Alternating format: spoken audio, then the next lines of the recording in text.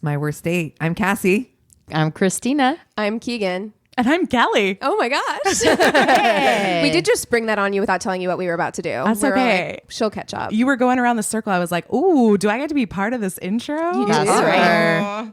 Yeah, this is another installment of our double date series. Yay. And we are featuring the very lovely Kelly, host of Boobies and Noobies, which we are, it feels like a sister podcast. It's our sister podcast now. for sure. It's true. We go way back. That's how I think of it too, because Yeah. I feel like we were all sort of starting our podcast around the same time. We were, right. yeah. Yeah, so it's we've been along for the journey together. Yeah, and we've been on her show a couple of times, and it's And now we past finally time. get it back. Yeah, it's past time. Finally, we're Yeah. putting you in I'm ours. excited. I'm excited. And I would have you on 8 more episodes of Boobies and Noobies. Fine by me. Please. It's always a laugh.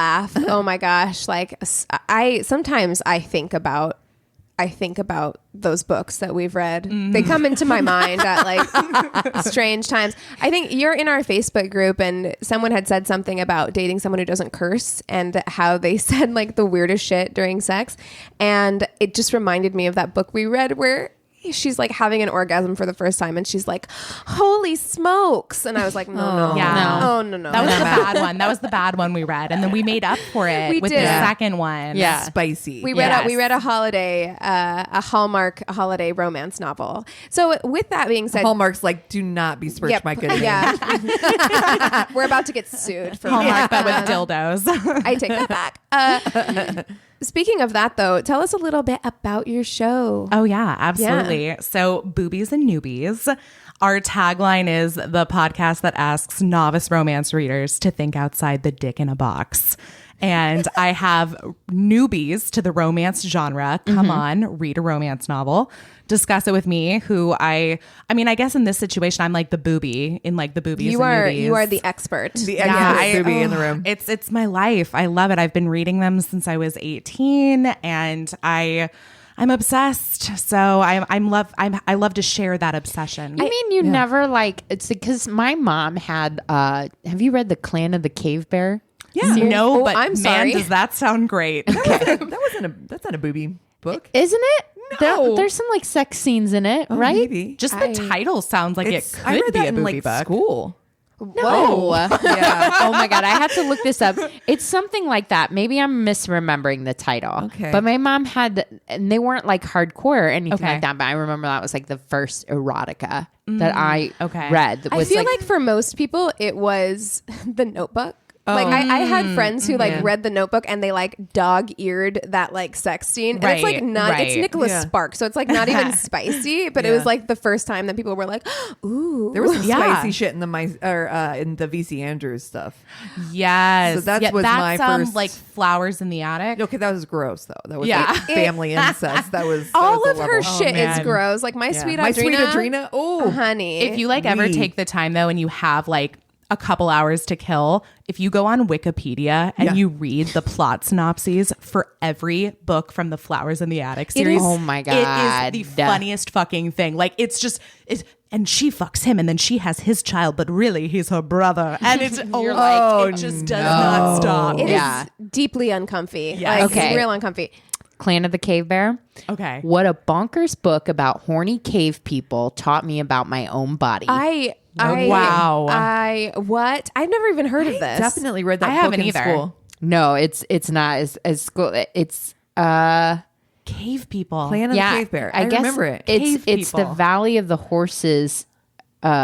Is one of the thing, and then there's Clan of the Cave Bear, and You're just making this sound better and better. This is how I wound up getting my practical sex education from Jean Owl's The Valley of Horses, a book about a couple of Cro-Magnons in love and screwing madly at the dawn of human history. If you read that in school, I didn't read that. I want to book. go to your school. I did not read that Oh book. my god, Kelly, I have a But I question. remember me reading a book called Clan of the Cave Bear. yeah, I think you may be misremembering. different cave Yeah. bear. Apparently, Valley of Horses is actually the second book. It's a sequel to Clan of the Cave Bear, a weird but compelling book about a Cro-Magnon girl raised amongst Neanderthals. So this is like And it's- evolution meets erotica. Yes, this is Whoa. like Wow. I definitely don't remember that. yes. I read this when I was 12, and there's some fucking insane sex scenes. I don't there. know, man. Shit. Kelly, I have to ask, like, have you ever read a Neanderthal caveman, erotica book? I can't say that I have. However, I have been known to read more than one dinosaur romance. Okay. Yeah, I'm going to need you to elaborate. It's a thing. And you know what? This was actually something that people brought to my attention after I had started the podcast and said, have you ever read Dino Erotica? Dinosaurs having sex? With humans. No. But wait. Sorry. But wait. Shook.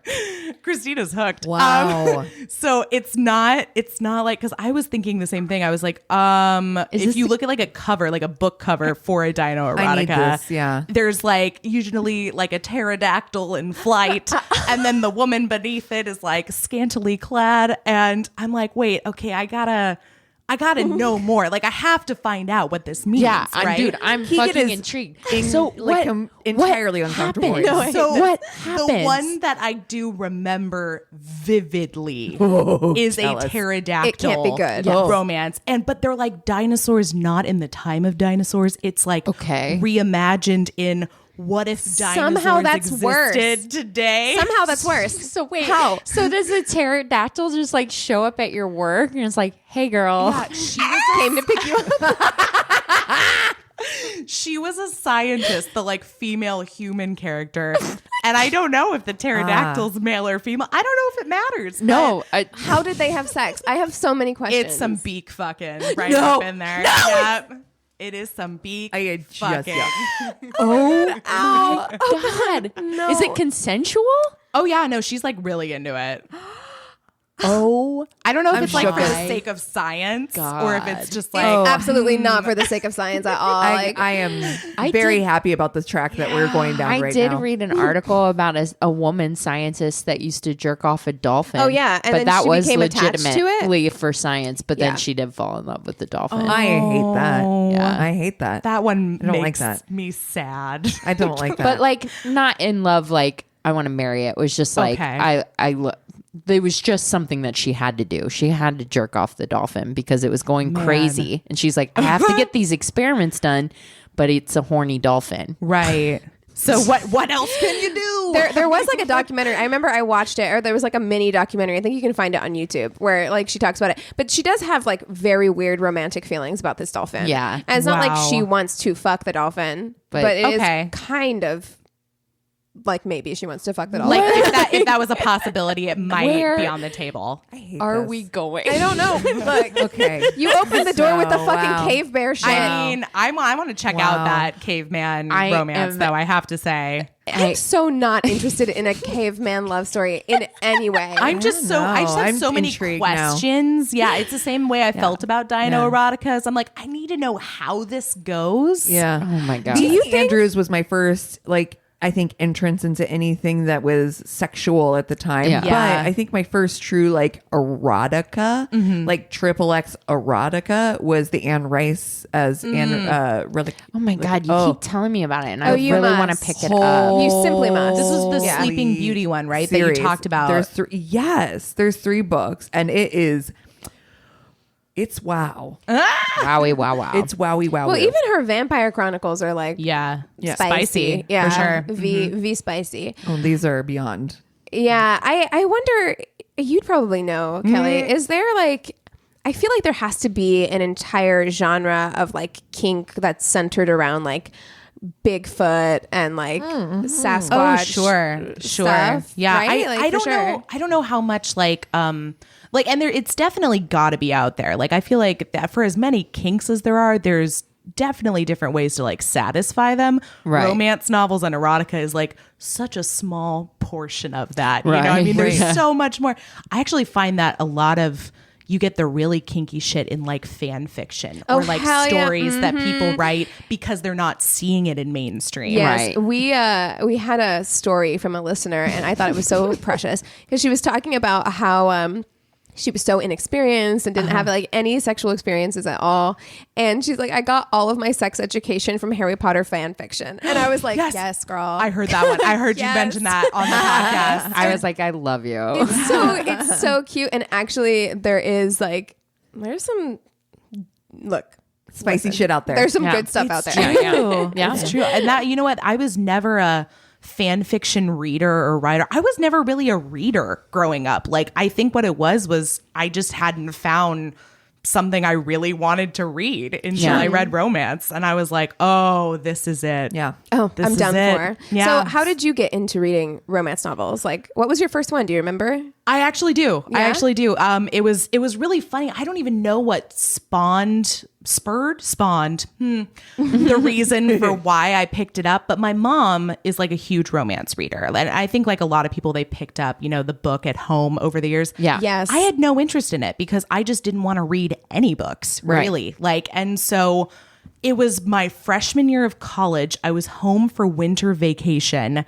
And I don't know why, but I just saw a book in the tub of books in the garage that had already been read. Yeah. And I was like, that looks cute. And I picked it up. It was called I'm in No Mood for Love by Rachel Gibson. Oh my man. gosh. It starts on like a morning after where the girl's in like her wrecked bridesmaid's dress, like super shit. hungover. I'm I all was like, like, this is I can get into this. So I it makes sense to me because I've always been a huge fan of like rom-com movies, and I grew up doing theater and always flocked towards like the romance, but also the like farcical the comedies. drama. Yeah. And like and that kind of like over the top, like silliness. So I'm like, this makes perfect sense why I love this. Why haven't I been reading this? And never looked back. Let that be a testament to being in quarantine. So because you said it happened to you like over holiday break. Yeah. And I feel like that can happen sometimes. Like if you're like bored at home,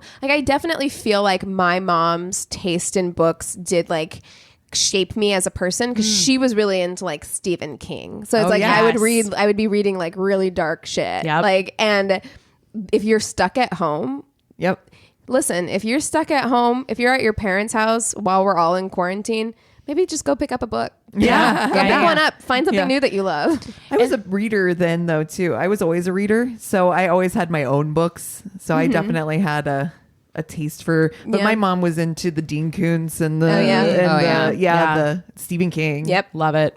Yeah, my parents were like fantasy and sci-fi, a lot of it. But you remind me of my sister. Like I was like voracious at reading, but my sister like didn't like anything she had to do. And I think that because she had to do it for school, That's exactly it didn't feel enjoyable to her. And so, but now that she's out of school, she reads all the time. Same. She's such a reader because she can do it. It's like her choice to do it, not being forced to sit and read Moby fucking Dick. You know? Yeah. Which is so funny because, we talked about this before, but it's like after now post school, like I wanted to go back and read some of those like classics that we were supposed to read that I never really did. That You I was got like the Spark skimmed. Notes. Yeah, exactly. That you skimmed through and you're like, just where's the answers? Okay, great. Move on. Exactly. Yeah. I learned early on that, and I was a great student. I learned early on that I had this one English teacher that if he said anything about a certain book, I would just write that down, put it right back into my essays, regurgitate it back to him. And he's like, damn, you speak in my language, A+. You're like, I am speaking your language, literally. Literally. So, Kelly, you are a single girl in LA. I am a single girl in LA. Did you bring us a worst date? So, okay.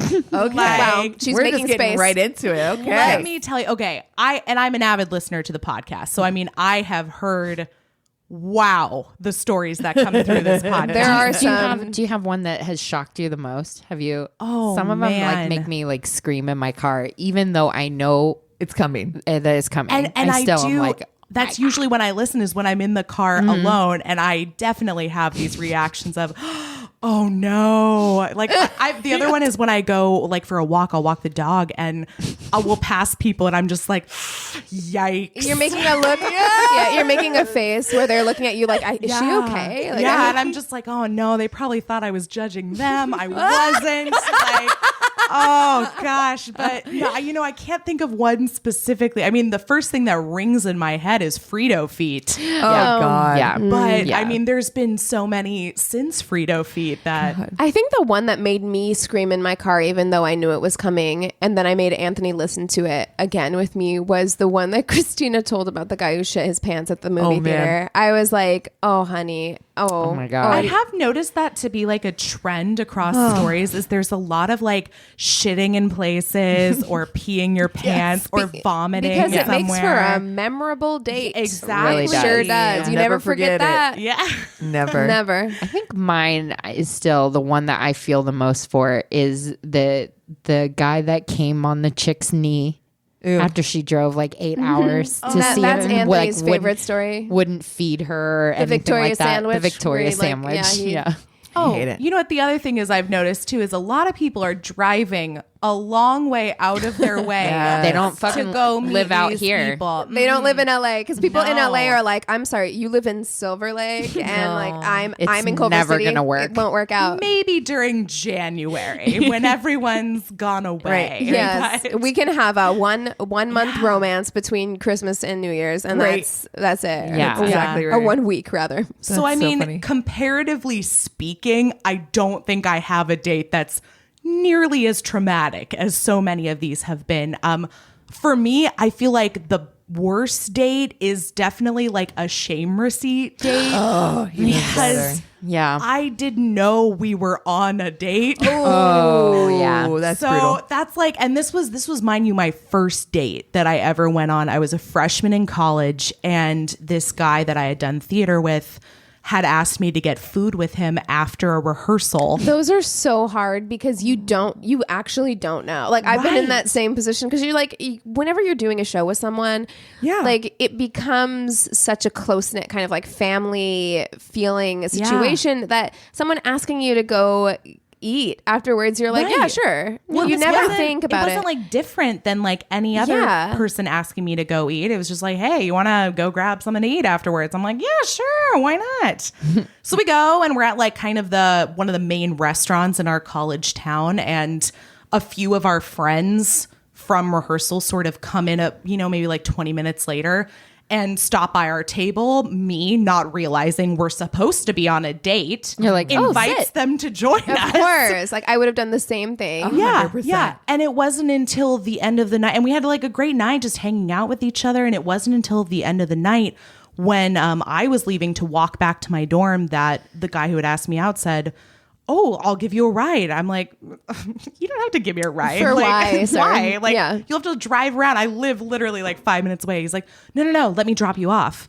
And I'm like, okay, I guess if you want, like, it seems like it's out of your way, but fine. And when he dropped me off, we sat in the car and he didn't like say anything. He didn't say like, I'll see you tomorrow. And so I'm just sitting there I'm uncomfortable. waiting for him to like say goodbye or something. And, I'm just like, okay, thanks for the ride. Like, I'm gonna, go, I'll see you tomorrow. And he's like, so, how was that for you? And no. did we just have sex and I missed it? Exactly. I missed the whole night apparently. Yeah, 'cause like how was that for you? What? I didn't even Fine. realize We went to how- Steak and Shake. I got some shoestring fries and we came home. I don't understand. It was such a Steak and Shake like type of location. Of course it too. was. Yeah. Amazing. Yeah. Yeah. Because that's the theater place to go. Like afterwards, you're Right. like, that's what you do. Yeah. Diner. And so I remember exactly what I said to him because it was such a fucking awkward moment. I was like, did you not like your burger?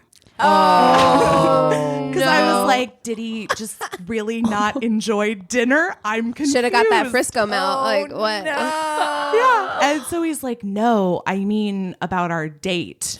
And Ooh, he said the D word and you were like, He did. record scratch. But also like, complete record did scratch. he not pick up the energy that you were putting down? Because like I would have been like, oh, she doesn't know. Oh, she doesn't know. Right. Just say goodbye and let her go. And he was older too. Like I think I was a freshman and he was a junior. So I mean, he definitely, I'm assuming, been around the block a few more times. uncomfortable.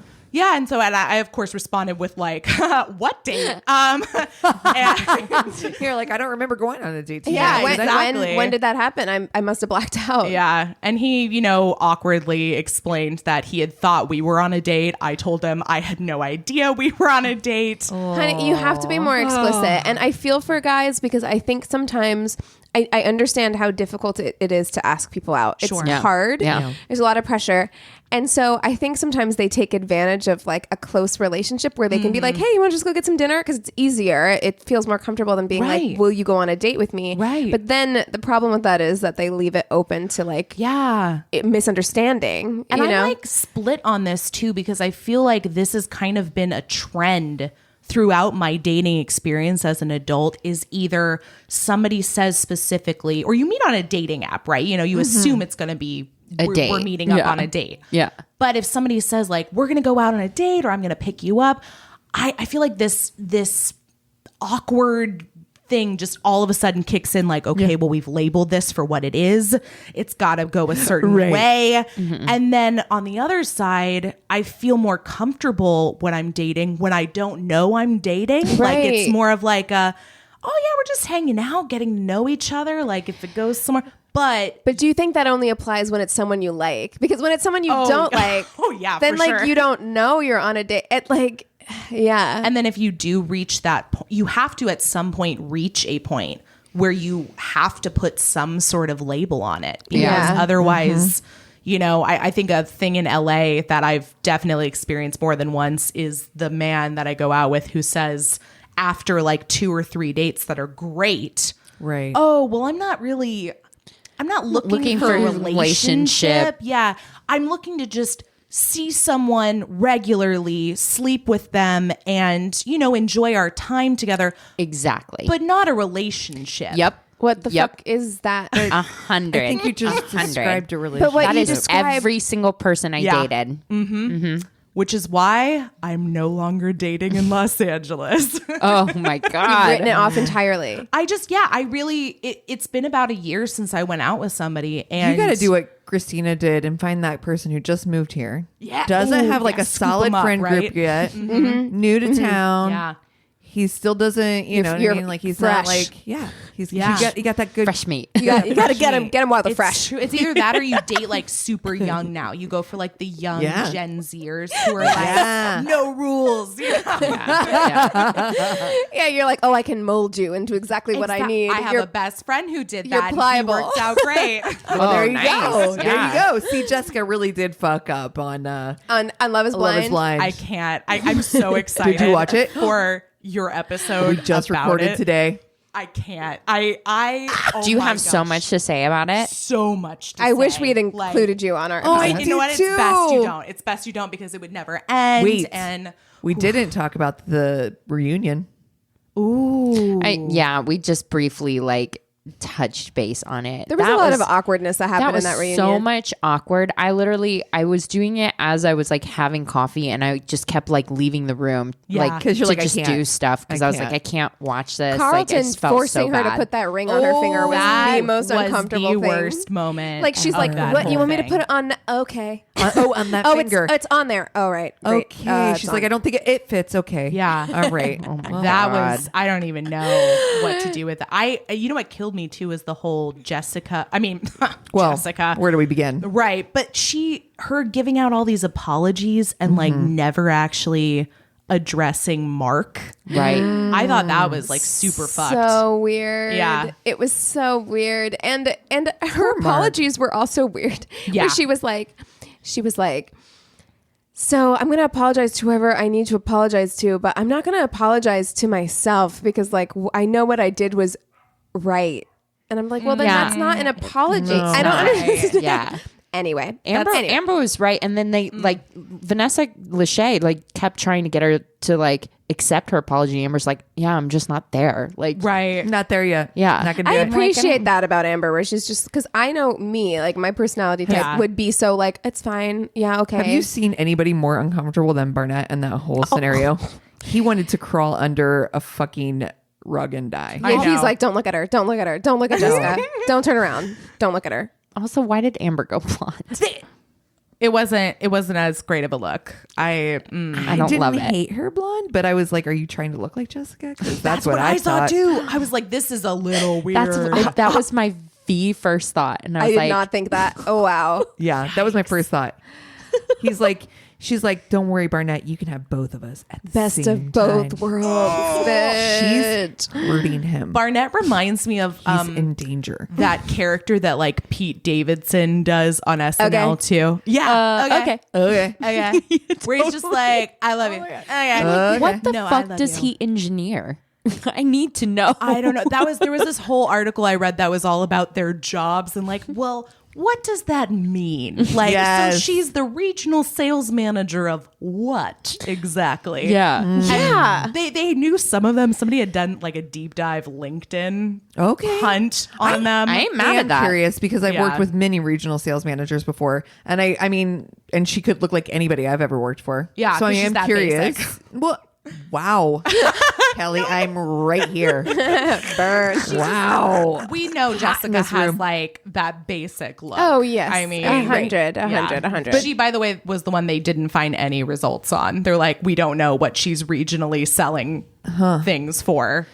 I mean, Where'd she get that house? As an RSM, like you're gonna manage a group, a territory of people, I imagine. So I'm just curious. I'm like, in what field? 'Cause Right. she could be in medical sales or farm sales. I see her as a pharma girl. Same. Same. 100. Well, everybody who doesn't listen to Love is Blind is just like, It's just like fast forward. They're like, when are they? That's okay. Dude, it was I was telling these guys, like, I'm not like a reality show fan, but it feels like we've had reality shows since I remember the first season of Survivor. Yeah. Which is like That was one of the early The ones thing. for sure. Richard, Oh, naked good. ass Richard, just walking around Yep. being fucking Yeah. weird and creepy. and everybody had Survivor parties. It was Yeah. very like a community. Like, means oh my something God, different water now. cooled Survivor. Oh, But sorry, I'm so sorry. Too soon. Sorry. Come soon. on, But low now, hanging fruit. now it's like it's been the same for a long time. It's Yeah. The Bachelor, The Bachelorette, Dancing with the Star. Like it's just Real Housewives, and it's just Right. like We needed it's some spice. Nothing new. We needed some you know? spice. We needed a young hot lady to tell a man he doesn't know how to fuck on national television. That's what we needed. That definitely took the turn that I was not expecting. I have to say, while watching that, I was like, "Oh, didn't see it going this." And then way. they Not like at all. immediately fucked afterwards, and I'm like, "Why are you? What happened?" She's like, like, I love disappointment. So now that you've finished Love Is Blind, I have to ask: have you watched The Circle yet? I yet. started it, but I've not finished it. I started it. because that one for me was like so much better. I'm into the What? I'm into the concept Yeah. of the circle because to me it's a strategy game, which Yeah. I think is fascinating, right. and I'm We down gotta to watch it. Okay. So, well, maybe that should be the next thing we watch to do. Wait. Oh, good. No, Cassie. Okay, have you seen Back with My Ex or Back with Your Ex or Okay, whatever? I've seen it on my Netflix queue being recommended to me. I don't know if I can actually Kelly, go for it. Kelly, watch it. Text me. Oh, I was just telling the girls earlier. Me and Liz Christina Fritsch are was, like- from our from our Facebook group. She's like live watching it and responding to me like, "Oh my God, blah blah blah." Like, "Oh my I God, love oh it. my God." No. It's good. And the thing of it is too is that it has the couple. It has Yeah. like your Cam and Lauren, and it also has your Jessica and Mark situation. I mean, like Okay, you're I'm sorry. awkward. I need you to explain to me what is this? Is it Okay. literally like people who have broken up decide to Yes. get back together and they film their journey? That's right. So there's 4 Okay. couples, I and feel like and that's triggering for me. okay. Ooh, I just got chills. So it's 4 couples, and the one couple they broke up 28 years ago. They were like young loves, dated in the 80s. Okay, I'm interested in He's that. from Australia. She's from North Carolina. I'm or interested something, in that. okay? That seems like cute. And so to they me. hadn't seen each other. They've lived their lives. They both had been got married after they'd broken up, and married, had kids, are now divorced. And they're what, like 50s? on the other side of it. Yeah, like she's in her late 40s and he's I like in love his early that. 50s. Okay, that I think is cute. I would watch Okay, that. so that's one couple. Okay. Another couple had been broken up they dated in high school. You find out pretty early on that she cheated on him. I'm not giving a lot away, but Okay. but she they broke up. It was a little But they were young in high school. They were young, right after high school. So like their relationship like ended fairly soon after high school. They're early 20s. People are dumb in their early 20s. We discussed that. And they'd been broken up, I think, like 4 years, and so she wanted to get back together. So it's one person who wants to get back together with the other. Oh, no. 4 years is not long enough. Fresh. But wait, okay, so it's her trying to get back together with him. It's the guy, the older man, is trying to get back together with the girl. So then there's another couple that they dated, and they dated on and off for quite some time, and he ended up going like, he's like, I want to go see Europe, and kind of left her a little bit, like kind of was like, I'm going to go to Europe and do my thing for a while. And so there was some like tumultuousness in the relationship. But he's always been like, I really fucked it up, and I missed out on what could have been. And that was like, I think 3 years apart or something. That seems like they never really even got their like full start. So like I could they didn't get their story, right? That. Yeah. There's a lot to talk about within the episode. So I'm just telling you like the stories of who's who. Yeah. And then the other couple, they dated on and off for 6 years, like literally like for every year they dated, they broke up. I'm sorry, you dated on and off for 6 years. Call it a day. We're done now. That's a long time. That's enough. Cassie, I'm sorry. Yeah. I'm like not on board. No. I don't care how cute they seem, because the thing is, they probably seem cute every time they're together, and then they break up. You can't date someone on and off for 6 years and it be healthy. I agree. Yeah, I know. It's look at Carrie and Big. Look at Carrie and Big. Oh yeah, right. It's toxic. Yeah. Well, so the thing is the first thing is the meeting, right? So they get back to like they get back together, and they like meet up, and they are in a hotel together, 2 separate hotels for 2 days. So 2 separate hotel rooms, right? Okay. So they're like in a like off-site situation. Go on a couple dates together, see if you want to go forward, right? Okay. They stay the night in the separate hotel rooms. They all do that. Then from that point, they decide if they're moving forward. Then they go to the person who asked to do the experiment is hosting that other person at their house. So they can sleep in the same bed. They can do whatever they want. No. And then the next week, they switch homes. So they go to the other person's home. And I mean, these are people they've had relationships with, so it's not strangers. But here's how I feel about this. There are 7 billion people in the world. Why do you need to go back? Like the person who is like, they haven't seen each other for 28 years. I'm like, that's different. Because like you've gone out, you've experienced life, and like that person is still, if you're still thinking about that person, then sure, then go back and shoot your shot, do it. But like everyone else, I'm just like, what you're doing is you're romanticizing a past relationship, because that's what we do as like human beings. We remember a lot of the good shit. So you're either like going to go through this situation, then they go on a trip together. They go to on a fancy trip. So it's 4 weeks, so it's a month together of them trying to decide whether. Absolutely not a month. No. That's and then at the end, they get to say whether they're like, you know what, this is just, we tried it, we did shoot our shot, we have closure now, and we can come to a place where we're like, this wasn't ever meant to be, or we can be like, you know what, we as human beings, let's do it. We as human beings need to find a better way to get closure. Yeah. Then let's do the same thing we just did. But I will say closure is kind of like, I mean, as somebody that, how many times did you get ghosted in a couple years of dating? Yeah. It's for just sure. like, for sure. Well, and I've totally been that ghost too. Like me too. I speaking of ghosted, there's a fantastic show on MTV called Ghosted. Couldn't love it more. Oh, with Rachel from The Bachelorette. Oh, I love it. But I mean, I've never been one of those people that's done it if it was more than like, we texted a couple times, or it's like we went out like once or twice. But dude, if you want a show to watch, you check out Ghosted. These are people who were in relationships for months, years, and then deuces, gone. Just gone one day. And they track them down like Neve and Max style. They track them down like catfish. Like fantastic. And then they find them and they confront them. It sounds like the Back with My Ex show though. It's like somebody is that's like wanting the kind to of find closure the other one. I can get behind. Yeah, there we go. I agree with you. Like that's how I feel. I'm like, I love it. That to me is different. I understand needing closure, but this doesn't sound like closure. To me, this sounds like they're all Australian too. Did I say that? Oh, well, that makes me more interested than I was previously. They all have Australian accents. But this except for the one to girl. me, this feels like reopening wounds or going down a path that there's a couple that are like that. That I'm just like, I don't. They're trying to jump right back into a relationship. And people grow and they change, and like you have romanticized this version of this person from having been broken up with them for so long. Then you get back together with them and you realize like you're different, they're different. And a lot of the stuff that you'd romanticized about them didn't ever exist in the first place. And the one girl was like that from the very beginning. She's like, you don't know who I am now. Right. You know who you thought I was then, who I was, who you then, wanted me to be, who you wanted me to be at the time, but you don't even know who I am right now, and you might not love me as I am right now. Well, and then you have I'm stronger. You basically. have the opposite too with the one who cheated. I can see where you've had years to let that fester and build up how much of a demon that person is that cheated on you, where it almost be you would have the bigger struggle of falling back in love with them. The amount of gaslighting that happens with one of the couples, though, I'm just like, oof. And it seems so innocent, and it looks, if you just look at the top line, you're like, but if you really see what's happening, this guy is gaslighting the fuck out of her. I don't like it.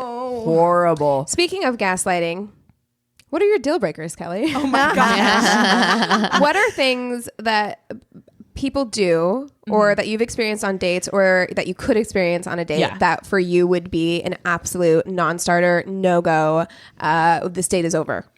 No, it's I will say I do feel like I have very high standards when it comes to committing to someone, because I am always busy. I am always busy. I don't have time for it. And it's exactly that. I don't think about it so much with like age. Like I know a lot of people measure things with like, I'm at this age, I don't have time anymore to waste.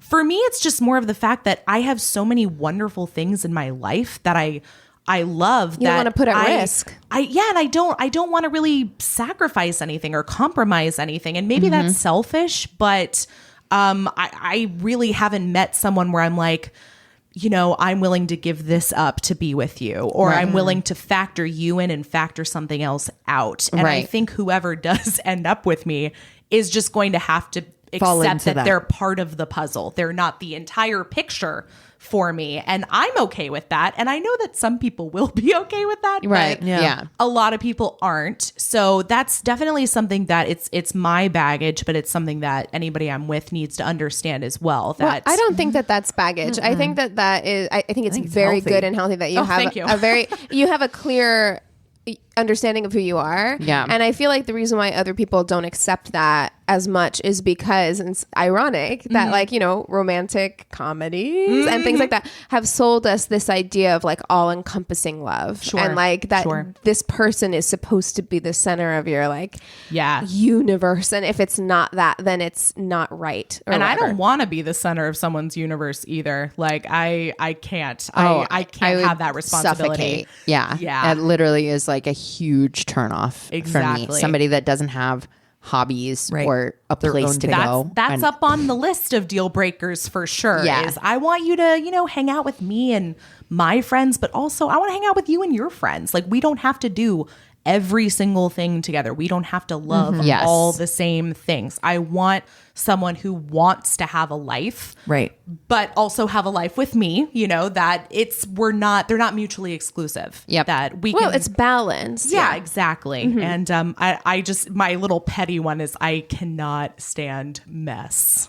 And that's like physically and emotionally, like if I show up to a date and somebody's wearing a t-shirt with a hole in it, oh boy. Well, because we talked about this a lot in the beginning of our podcast, especially. It's about like effort. Right. It's just like it's not about, I'm not shallow. It's not any of that stuff. It's just like, if you know you're meeting someone new, you want to put your best foot forward. And if you don't think I'm important enough to put on a clean shirt, then I don't trust this. And I'm not expecting a ball gown. Like I don't need the fanciest, you know, feel like, because I also want people to be themselves. Like I don't like the way that when we do date, we tend to put out like a more false image of ourselves at the start and kind of like, wean them off of it. Exactly. So I try to really be myself, but I mean, at the same time, I'm going to put makeup on. I'm going to spruce up a little wear something you feel good and comfortable and like beautiful in as well. So like my last LA date, he was talking about how he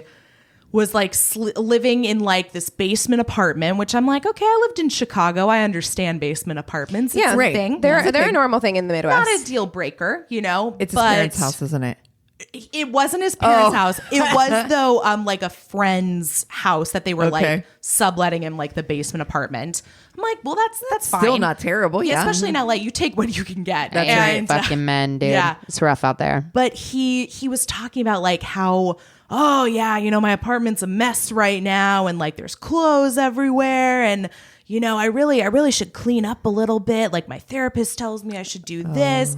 Why are you coming out the gate with this information, sir? That's exact. Right. I was just like, on the one hand, I appreciate the way that you're so open about the fact that you go to therapy. Yeah, kudos. That. Yeah, that's good. Yes, however, but you're coming out the gate with like, my life's a fucking mess. Yeah, and that's what it was. It was him basically telling me that he knew his life was a mess, both professionally, personally, at home.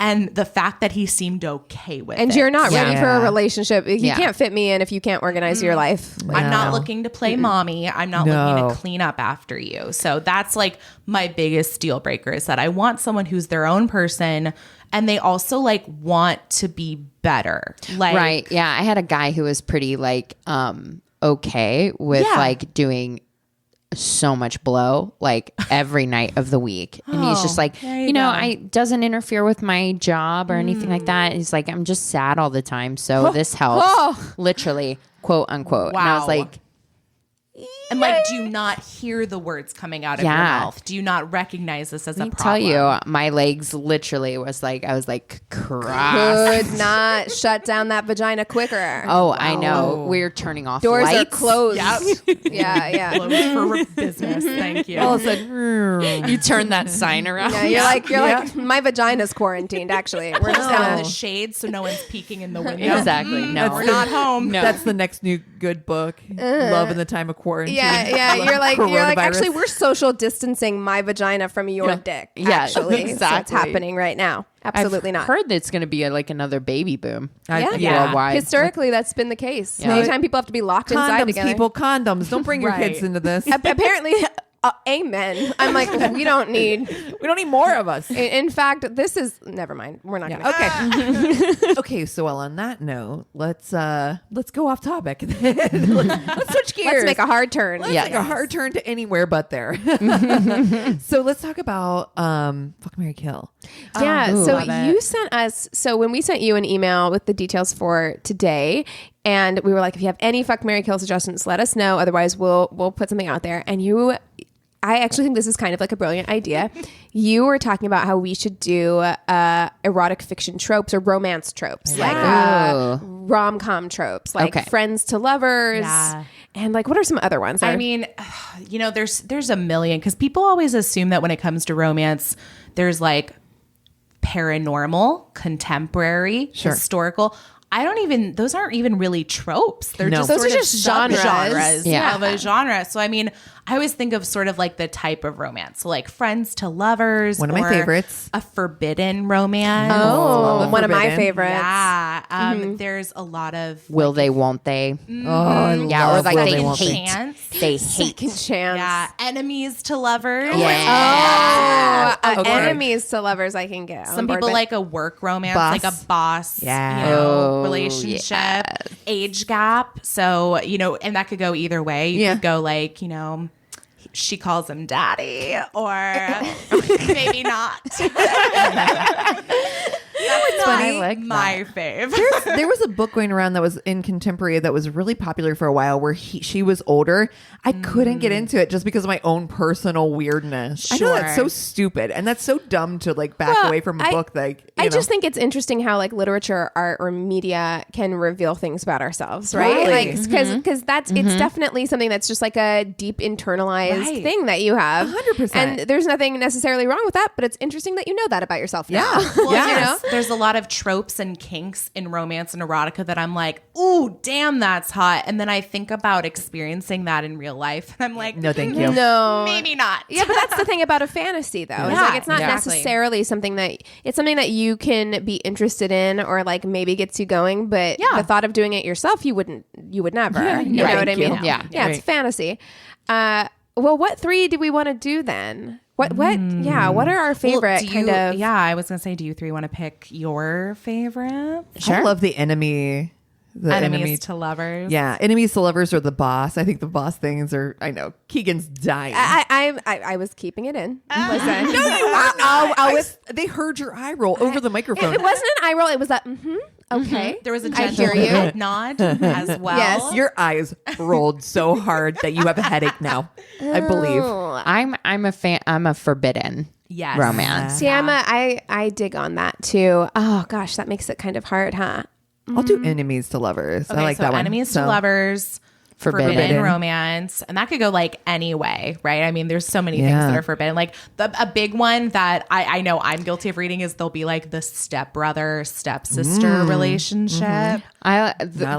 We just did a story from the Nun of Mansa, which it inspired this whole like nunsploitation thing for Italy, like in the 70s, where it was like nuns getting it on with priests and stuff like that. And I dig a feuding family too. Like I dig a family, like a Romeo Juliet type situation. Yes, but more mature than them. There's a lot of good forbidden, like hot priest and Fleabag. Come on. I mean, the minute you said priest, I was like, that's it right there. Hot priest. Oh God. I mean, I don't know. I have to say, I think that those two that have already been mentioned would be my most favorite. Okay. So just to give us some spice.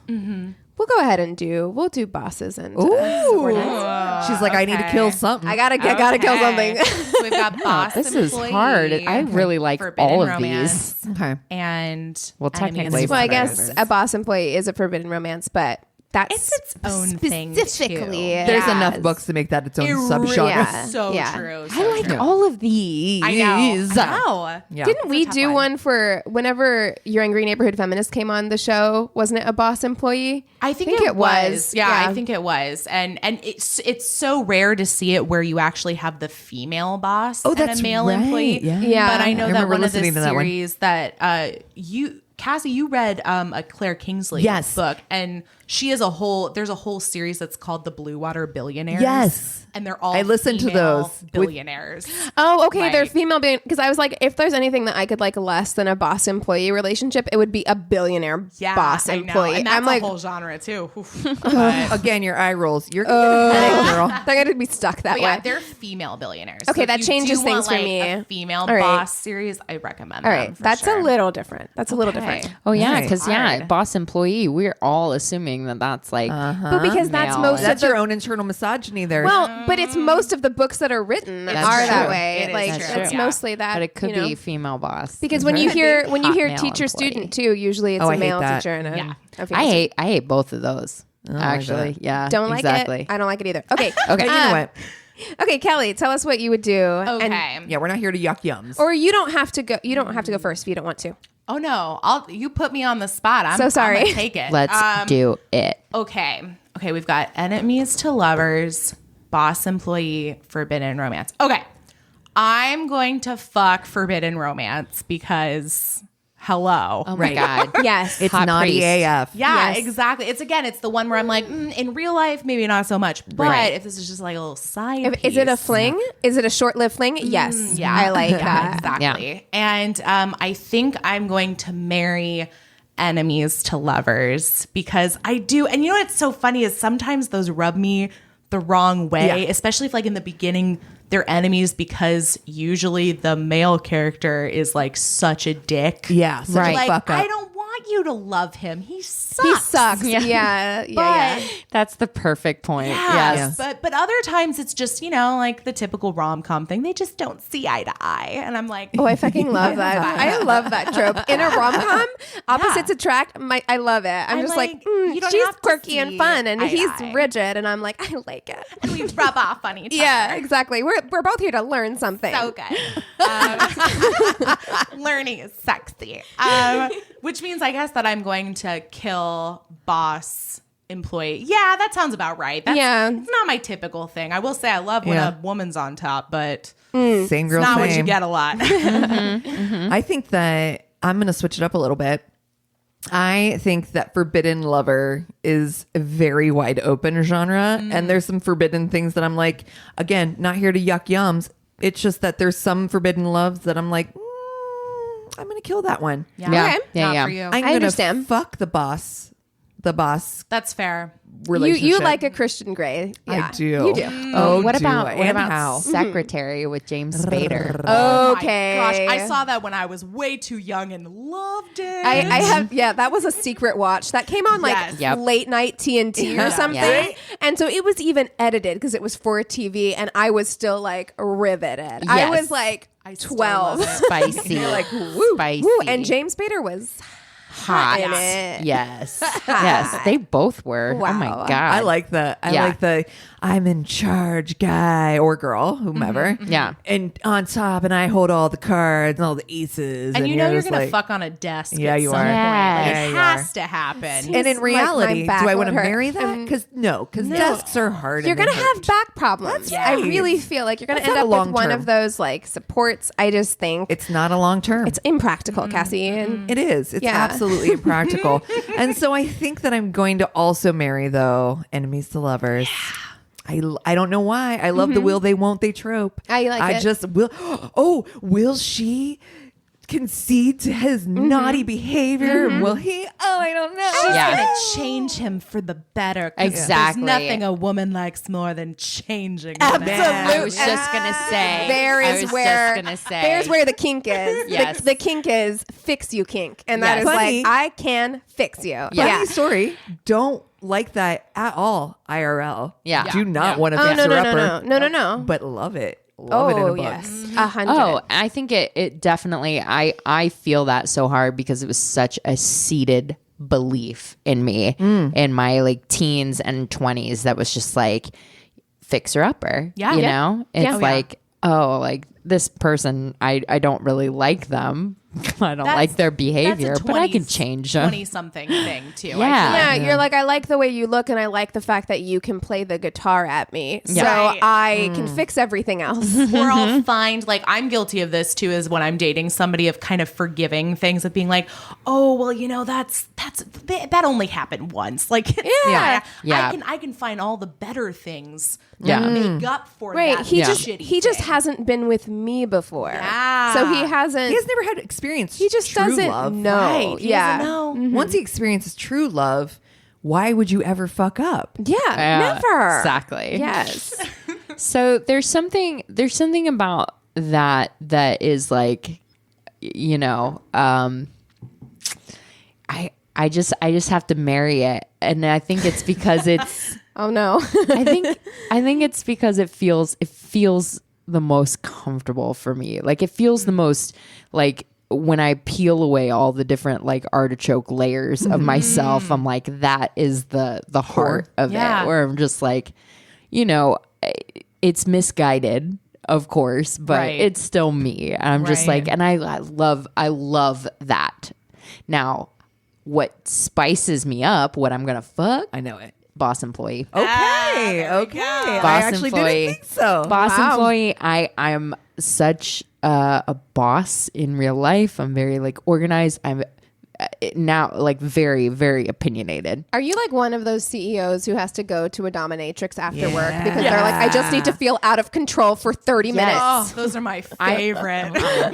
I've been a boss like as long as I can remember. Like I had to have a lot of responsibility growing up, and I've never really felt like I can just like let myself down or like being like trusting someone enough to, you know. Yeah. Oh no, be the- I'm on board with the Yeah. submissive kink. Yeah. Like Yeah. I'm on board 100% with I'm that. like, woohoo. Yes. And then that whole like, and here's the thing. I would not like that in real life no. at all. Like, Don't ever that tell me whole, what like, to do. workplace IRL. thing. Yeah. Like, no, but boss employee, I'm like, yeah. The that's dynamic spicy. that it gives off. Yeah. So you're going to kill the forbidden love. I am, and that's so hard. Because I mean, I will say I probably watched that specific episode of Fleabag like 72 times at least, Right. and had some very spicy dreams about hot priests. But Let think me we all say have. that the forbidden love, like the forbidden love is going to put you on that Getting Back with My Ex show. Like that's what's going to happen. Yes. It's because like that is the kind of love that like, yes, no, you don't marry it. You fuck it. You don't marry it. But it is the kind of situation that will live in your brain for the rest of your life. Yep. And you will always seek that high. It is like it's like that fucking thing that was on our Facebook. It was like the guy that fucks you the best is the one that lived in a van, like soggy basement. Yeah. Yeah, moldy couch fucking. Yeah, no, but it's still the best. But you're like, but it was the best, and it you'll will still be thinking about it forever. even though you know you shouldn't. Yes. Yeah. So yeah, I am also going to fuck the forbidden because you have to, and it may ruin you for the rest of your life. It is a life ruining sexual encounter, and that's okay. That's okay. It's why you can't marry it. It's not sustainable. Okay, we all read Romeo and Juliet. We know what happens. Yes, can't be done. But I'm gonna kill the boss employee. Yeah, I like the I like a submissive situation. I like it a lot, but there is just something. Maybe it's just I'm just a child of the metoo movement, and I'm like, I cannot get on board. I think it's because a lot of the books that I've read in that genre, most they feel of them very are misogynistic. They do, but it also flips it a lot of times at the end of the book. It turns out like she ends up being the one that's like in power, or has power, or brings that character I to would appreciate their knees. that. It's why I think if I were reading a romance novel where the genders were swapped in an untraditional like gender situation, gender roles, I think I could probably enjoy it more. I think for me, I just have this stubborn thought in my head that's just like makes me feel uncomfortable by it. And that's just my thing. And again, I'm not yucking anybody's yum at all because I understand the appeal 100%. I get the appeal of it for sure. But yeah, I think I will marry enemies to friends, and here's why. I feel like this involves a certain amount of like, you guys have probably known each other for a bit. I feel like somebody who doesn't like you at first probably knows you in a more real way than somebody who is enamored with you right away. Like, because they've seen the things that they don't like about you. Well, that's true. The passion for hate and the passion for love are a very thin line. They're close, but I kind of want the person I'm going to be with to know the shit that they don't like about me. And they've probably already called me out on it. They probably already put me in my place about it. And I think that's going to make for a better, stronger, healthier marriage. You're just enemies because you're not ready to listen and accept it. Yes, but then and once you are, and now it's like the shit that's going to piss me off. Like, and I know the shit that's going to piss you off. Yeah, we understand each other now. I like it. I'm down. So we're all marrying and falling in love with our enemies, apparently. What's going on? So do you have any books that you've read recently that you can recommend picking up, to let people have something to do during this quarantine time? I know, right? Secondary question to that. Do you ever read books that you don't review? Or do you ever have time for that? Yeah. No, absolutely. I mean, I genuinely, if I wanted to, could read a book every day. Oh, man. That's amazing. I am so impressed by you because I love it. When I come home from work, I'm like, how many YouTube videos can I watch? Like, and everybody has, and you know what? That's my roommate. She's a sucker for going online and watching like old Vine compilations. I love it. It's amazing. Everyone has their thing that makes them de-stress. Yeah. And hers is like very short form content. Mine is like, I want to dive in and be immersed. That's amazing. So we have a friend who goes on YouTube and watches house cleaning videos when she wants to decompress. Amazing. Wow. That sounds therapeutic. Yeah, I think that everyone has. For me, watching people put on their makeup makes me feel like I like watching people put on their makeup on YouTube. Like, it makes me feel like comforted and like de-stressed. And for her, it's like watching people clean their houses. She's like, I feel good, better. I didn't even know there were videos of people cleaning their houses. Yeah. And now there's a thing for video everybody. Of everything. There is a guy that I watch that dresses up in like a 1700s costume. Okay. And he cooks historic recipes. I fucking love from that. like the 1700s. I love that. I do like that. He a lot. like has like he does reenactments. He has like a garage that he transformed into like a kitchen from the 1700s. Oh, I fucking love it. And he's like this is how they made beef pie. You know what? YouTube, I gotta be honest, like YouTube can be like a trash place, but it is also one of the best places on earth because it's just like, I love that we've just given like carte blanche, like freedom to just do whatever you want out there. Someone's going to be interested in it. They're into it. Do you know how many things I like don't know how to do? And the first thing I do is either Google them or go on YouTube. And I'll look it up and I'm like, oh, well, I feel vindicated because 70,000 people have watched this video on how to sign a check. Did not know. Right. I'm glad I'm not alone. Yeah, I figured out on YouTube how to like anchor a screw into a wall, and I was like, I'm Chip Gaines now. I'm fucking Chip Gaines. Oh, I love me some HG. I have to say, I have seen a upward trend in house flipping, house renovation romance novels. Really? Oh, I will watch that. I'll watch that. Mm-hmm. Okay. I want to see you fuck on like a half constructed staircase. Like, let's do this. There. I've read a few of them. Sawdust everywhere. Fight about shiplap and subway tile. So good. Yeah. No, those are the two things, right? For sure. Backsplash.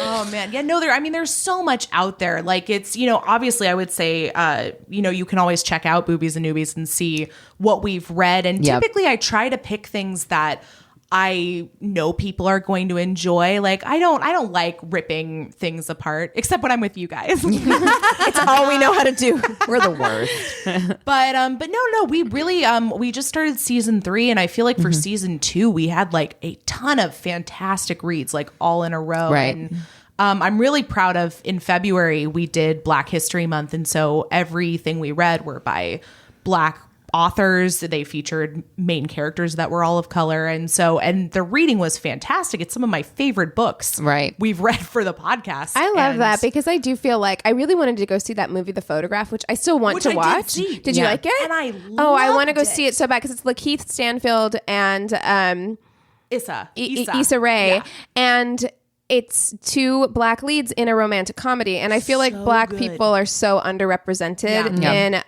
in rom-coms, like in the romantic genre. They're just not seen in this. They're always like the best friend, right? Or they're sexualized, but it's not romance. It's not like love, and so I love that. I would love to check out some of those books for sure. Yeah, no, I hope you do. So I always tell everybody. The reason I came up with the podcast is I'm like, I want everyone to give romance a chance. Yeah. Right. Like, there's so much out there. There really is. And if you like the historical, there's tons of great stuff that way. I tend to steer a little more towards contemporary just because I can picture myself in contemporary, so it's easier for me. I like to picture myself in I want to picture myself in a corset. There you go. I want to have some big ass hair. Let's do this. Yeah, we can into make that happen. Yeah. Like give me you know what? I want to read like a pirate erotica novel. I want to read. Which, you know what?